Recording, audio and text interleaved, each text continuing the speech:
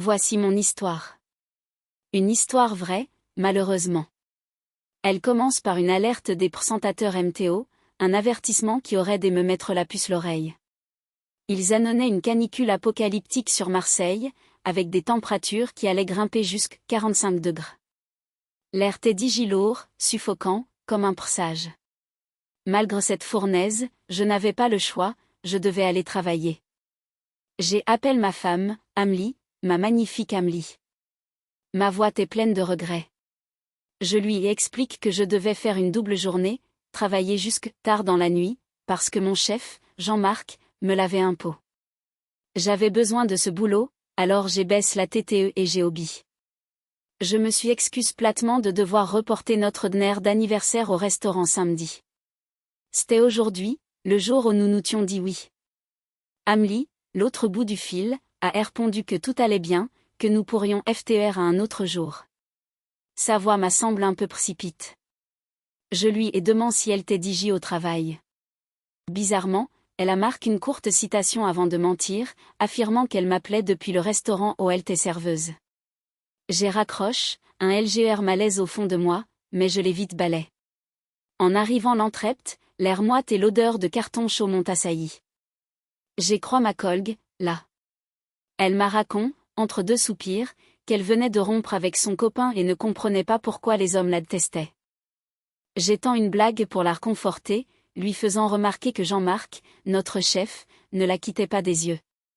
Elle a ri, un rire franc et un peu triste. Elle m'a dit qu'il n'était vraiment pas son genre. C'est ce moment que mon téléphone a vibré. C'était un appel d'un fleuriste du centre-ville. J'ai commandé un énorme bouquet de roses rouges et une botte de chocolat fin pour faire une surprise à Amélie, pour me faire pardonner. Là a surpris ma conversation et m'allant avec un sourire simple que j'étais le mari parfait dont toutes les femmes rêvaient. Pas seulement pour me souvenir de notre anniversaire, mais pour le geste. Elle a ajouté qu'Amélie avait de la chance de m'avoir. Je lui ai répondu, le cœur gonfle de fier, que c'était moi le chanceux, qu'Amélie était la plus belle et la plus douce des femmes. Là, dans un lan de gentillesse, assure que je devrais quand madame l'emmener dîner ce soir. Je lui explique que c'était mon plan, mais que ce tyran de Jean-Marc m'avait fort resté. C'est elle qu'elle a fait une chose incroyable. Elle se propose pour prendre ma rêve. Elle m'a dit de rentrer la maison la pause de 13h25 pour lui offrir les fleurs et les chocolats en personne. Au madame moment, Jean-Marc nous a vus, riant et discutant. J'ai vu la jalousie tordre ses traits, il a tout interpellé de travers, s'imaginant une liaison entre nous, ce qui l'a rendu fou de rage. 13h25, je filais sur la route, le cœur LGR.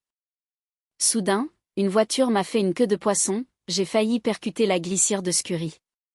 J'ai vu l'accident de justesse, le corps tremblant d'adrénaline. Arrive devant la maison, j'ai attrapé les fleurs et les chocolats, tout heureux en imaginant le visage surpris et ravi d'Amélie. En entrant, une vague de chaleur m'a accueilli. La climatisation était éteinte. Bizarre. Je suis au frigo pour prendre une boisson fraîche. Mon regard s'épose sur notre photo de mariage, où Amélie, radieuse, tenait sa petite fille par la main. C'est elle que j'ai remarqué son sac main pose sur une chaise. J'ai pensé qu'elle l'avait oublié et je l'ai appelée. J'étais glaque d'entendre la sonnerie de son téléphone retentir à l'intérieur de la maison. Cela signifiait qu'elle était inquiet, pensant qu'elle était peut-être malade, j'ai monté les escaliers 4x4. Et c'est elle que mon monde s'est effondré. La scné que j'ai découverte m'a anéanti. Amélie, mon Amélie, me trompait. Dans notre lit. Sans RFR, une fureur froide a envahi chaque parcelle de mon TRE. J'ai saisi mon arme, une vieille ptoirite de mon pré, PRT les tuer tous les deux. Puis, l'image s'ébrouille. Je me suis retrouvé assis, fixant la botte de chocolat, repensant ce que je venais de voir. Soudain, l'arme m'a glissé des mains. Il semblait que toute la scné de meurtre n'avait été qu'une fulgurance dans mon esprit. Je ne les avais pas encore tués. Je continuais boire, le cerveau en ébullition, cherchant une issue. Je suis remont, j'ai point le pistolet sur eux. Amélie et l'homme se sont mis suppliés pour leur vie. Je les ai enfermés dans la chambre, leur hurlant qu'ils n'en sortiraient pas vivants, mais que je voulais d'abord savoir. Savoir comment ils avaient pu me faire à Amélie, en larmes, implorait mon pardon. Elle a avoué avoir fait une erreur, mais a juré qu'elle m'aimait vraiment, qu'elle ne savait pas comment cela avait pu arriver. J'écris pour qu'elle se taise. Je me suis tourné vers l'homme. Son nom. Il a bafouillé, Damien. Depuis combien de temps? 6 semaines, a-t-il admis. La rage m'a submergue. Je les ai insultés, leur promettant qu'ils paieraient. Combien de fois? Dans notre maison? Dans notre lit? Amélie s'est effondrée en sanglots, suppliant Damien de ne pas y répondre. Mais il a parlé. 4 fois, peut-être. Toujours dans un tel. C'était la première fois ici. Elle pensait que je serais au travail jusqu'au bout de la nuit. Je me suis croulé mon tour, lui hurlant que je faisais ses heures supplémentaires pour elle, pour lui offrir tout ce qu'elle avait toujours voulu. J'ai demandé à Damien comment il l'avait rencontré. Sur Internet. Ma colère redouble. Et quand je te demandais avec qui tu parlais, tu me disais que c'était des amis d'Ulysse. Je les accuse de m'avoir menti depuis le DBUT, lui disant que si je les tuais maintenant, je ne ressentirais pas le moindre remords. Amélie m'a supplié de me calmer, me rappelant que j'avais un bon cœur. Elle s'est excuse de m'avoir blessé, mais je lui ordonne de la fermer. Je me suis tourné vers Damien. Tu es marié? Il a acquiescé. 10 ans de mariage, un fils, et sa femme enceinte. Son nom? Jasmine. J'ai demandé à Damien ce qu'il ressentirait si Jasmine le trompait. Il est devenu nerveux, s'excusant, PRT tout pour me dommager. Ce moment, le téléphone d'Amélie a sonné. C'était son patron. J'ai répondu, disant qu'Amélie ne viendrait pas travailler cause d'un problème familial. J'ai recommandé boire. J'ai pris le portefeuille de Damien et j'y ai trouvé une liasse de billets. Le type était riche, c'était vide. Je lui ai demandé ce qu'il faisait dans la vie, s'il était dealer. Il a répondu qu'il était pilote de ligne. Je me suis tourné vers Amélie, tu te faisais payer pour A?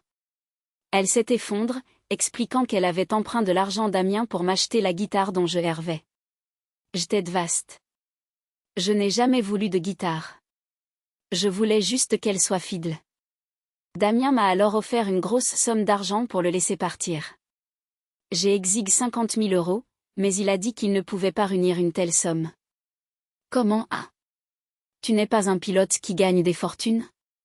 On a alors appris que j'avais moi Madame Hervé de devenir pilote, mais que j'étais issue d'une famille pauvre. Il m'a proposé de m'aider à réaliser ce RVE, de me trouver un contact. J'ai cru qu'il se moquait de moi. J'ai menacé de tout raconter sa femme, Jasmine. Il m'a supplié de ne pas le faire, argumentant qu'Amélie et moi nous aimions, que cette erreur ne devait pas détruire notre mariage. Il m'a conseillé de tirer une léon de tout à. J'étais encore plus furieux. Je n'avais pas besoin de ces léons de morale. Mon mariage n'existait plus. Damien a perdu patience, me disant de le tuer ou de le laisser partir. Il s'est excusé encore, disant que Dieu pardonne. J'ai répondu, non, Dieu nous ordonne de punir les adultes. Et vous serez punis par ma loi et mon jugement. Je suis le juge, et j'exécuterai votre sentence. Mais quand, c'est ma décision. Il a imploré pour sa vie, parlant de ses enfants. J'ai insisté pour le tuer. C'est elle qu'Amélie est intervenue, disant que tout est de sa faute. Si tu veux tuer quelqu'un, tue-moi. Mais je ne pouvais pas. Je l'aimais. Elle a essayé de me raisonner, mais je ne l'écoutais plus.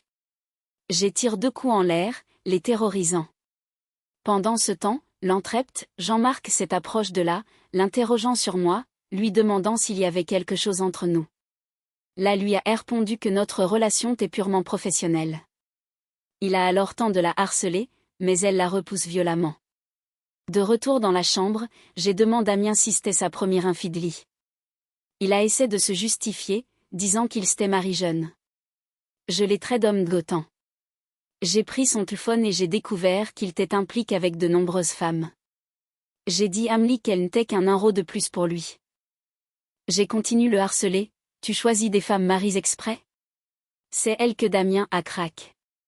Tu veux savoir? On est pareil. Il m'a dit qu'Amélie lui avait raconté comment nous nous tions rencontre. Et elle, le coup de THTRE. Je me tais, moi, madame implique avec Amélie alors qu'elle t'est encore mariée. J'ai explosé de rage, criant sur Amélie. Comment avait-elle osé parler de notre histoire, ce salaud? J'ai tenté de me justifier, expliquant que je l'avais proche de son mari violent, que notre relation n'avait comment qu'après son divorce, que j'avais madame adopté sa fille. J'ai comment pleuré, m'apitoyant sur mon sort, lui reprochant tout ce que je lui avais donné. Et elle m'avait paix avec cette trahison. Je me suis retourné vers Damien, l'interrogeant sur sa vie. Il m'a dit qu'il était enfant unique, abandonne. Ce moment, là m'a appelé, demandant pourquoi j'étais en retard. Je lui ai dit de prévenir Jean-Marc que je ne reviendrai pas, un rat entre dans ma maison, et je dois le tuer. Là, inquiète, a dit qu'elle me rappellerait. J'ai ensuite exigé que Damien appelle sa femme. Il a supplié, expliquant qu'elle était enceinte de 7 mois, que le choc pourrait être fatal. J'ai répondu froidement qu'il aurait dû y penser avant. Il a appelé, j'ai fort que le haut-parleur. Je lui ai ordonné d'avouer. Il a obéi. Jasmine, l'autre bout du fil, s'est effondré. Tu m'avais promis que tu ne me trahirais plus jamais. Puis, le choc. Elle a demandé me parler. Et elle m'a dit, si vous voulez le tuer, tuez-le. Damien m'a regardé, tu as eu ta vengeance. Tu as détruit ma vie. Laisse-moi partir. J'ai répondu que ma vengeance ne faisait que commencer. Amélie m'a supplié, me jurant son amour. Je les traite de menteuses. Jean-Marc a appelé, furieux, menace de me virer. J'ai hurlé que son boulot, je n'en avais plus rien faire. Peu de temps après, Jasmine est arrivée. Et, chose incroyable, elle a dit Damien qu'elle en avait marre de jouer les victimes et qu'elle allait le tromper, comme lui. Et elle l'a fait. Avec moi. Au madame instant, Amélie et Damien buvaient dans le madame verre. Puis, Jasmine m'a dit au revoir, promettant de ne pas appeler la police. Amélie s'est remise pleurer, me disant qu'elle ne pouvait pas vivre sans moi. J'ai répondu qu'elle ne pensait que qu'elle. Elle a dit qu'elle méritait de mourir. Pris de pitié, j'ai voulu une seconde chance. Elle TPRT tout. Je lui ai tendu l'autre arme. Tu Damien. Je lui ai exposé mon plan, nous dirions la police qu'il entre par effraction. Elle a accepté. Damien nous a prévenu que notre plan était stupide. Mais Amélie a point l'arme et a appuyé sur la détente. Clic, l'arme était vide. J'éclate de rire. Amélie m'a alors dit que j'étais aussi méprisable que tous les hommes qu'elle avait connus.